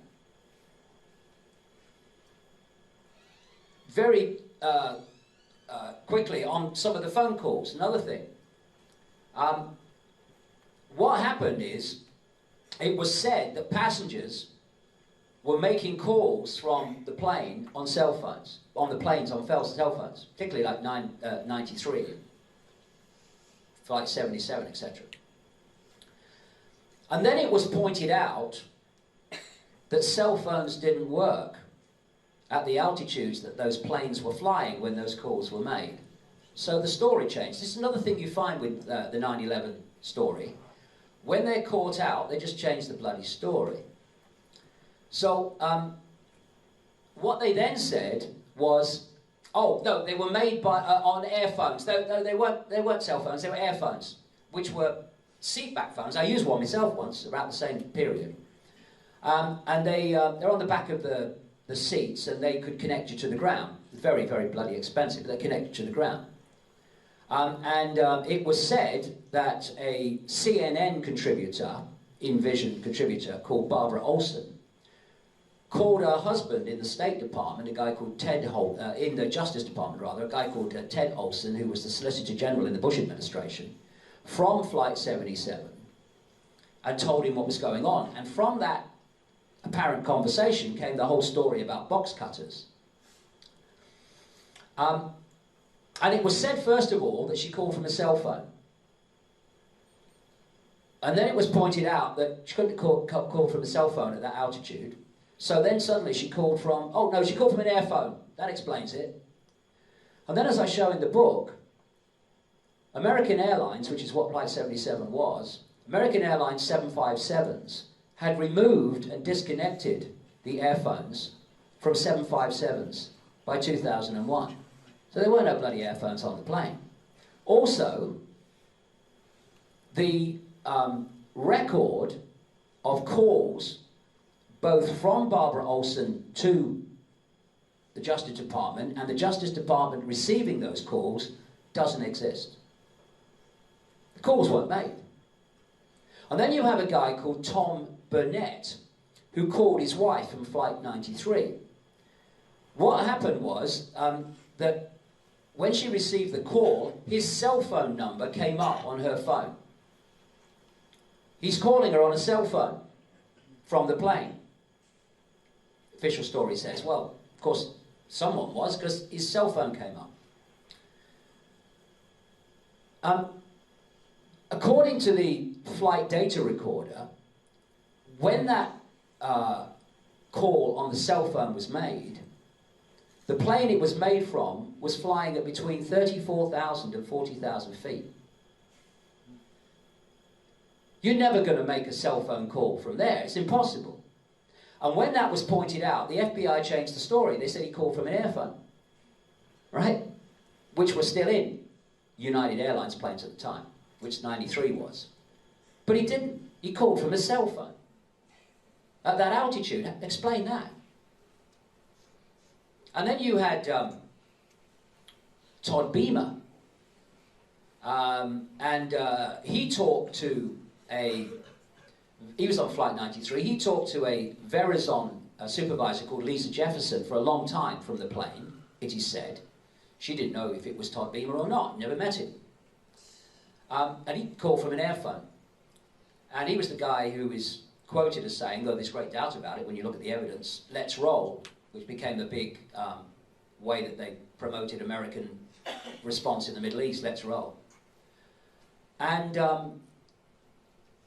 she was first of all staggered that the phone connection didn't disappear, because she said airphone calls all around her were just disappearing and you know, breaking up, going off, disconnecting, but this one just continued and continued. Not only that, she stayed on the line. She's a supervisor. She knows whether the line's open or not. Because as she said, when the line is broken, it makes a particular noise, and you know the connection's gone. But this line stayed open. And it stayed open for a long time after Flight 93 was supposed to have crashed. And these airphone systems get their power from the aircraft. So as it crashed, it's all over, obviously. But the line stayed open.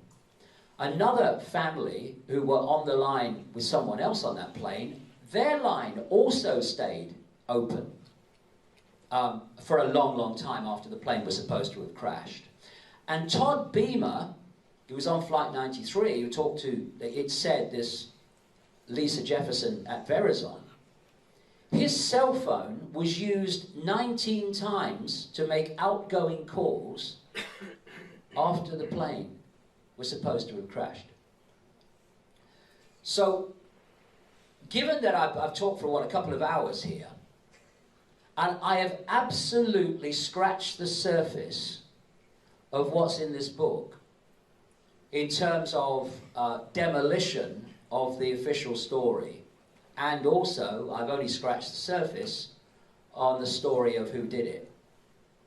And you can see that even from what I said tonight is explosive stuff and makes the official story completely untenable. And then you think that everything those people wanted before 9/11, they got because of 9/11. And the real reason those attacks happened becomes clear.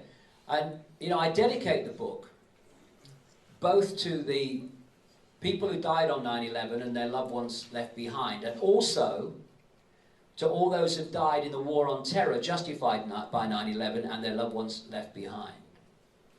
And when you see the scale of contempt that those behind 9/11 who've covered up 9/11, continue to do so, have for those people, you can begin to appreciate the level of psychopathy, the level of psychopath that we are dealing with. People who would, for political ends, pepper bomb entire countries of civilians, are we going to really believe that they would have any compunction about 3,000 dead people on 9/11?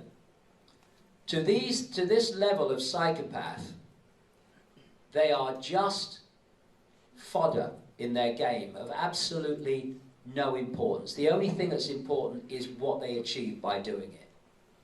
And that's why I say, sod consequences, I don't care. If we don't stand up and look this death cult in the eye and refuse to blink, then it will go on and complete what it set out to achieve. And what I do in the last 2 chapters is look at where this death cult wants to take us from here.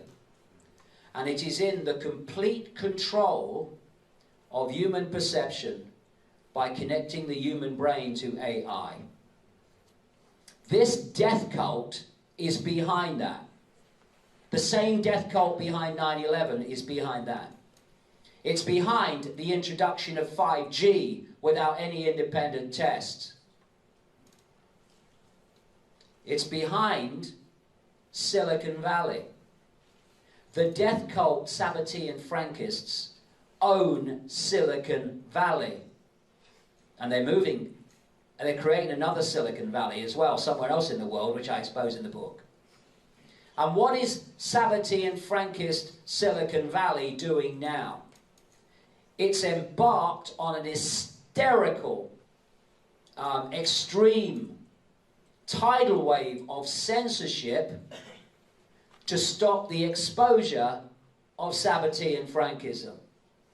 So this cult is not only doing what it's doing and did what it did on 9/11, it's now controlling its own exposure through Google, through Facebook, through YouTube, who are increasingly censoring those that are seeking to expose what's going on. So it's doing it, and it's blocking overwhelmingly, more and more people get banned, the exposure of what it's doing. And that's why I say, this book is the arm going through the elevator doors as they're about to close on human freedom. And how can consequences matter to you when we're at this point? At this point in the road, where if we don't take our power back now, this cult will create a nightmare. Both for people alive today, but even more so for our children and grandchildren. And I, for bloody one, I'm not going quietly.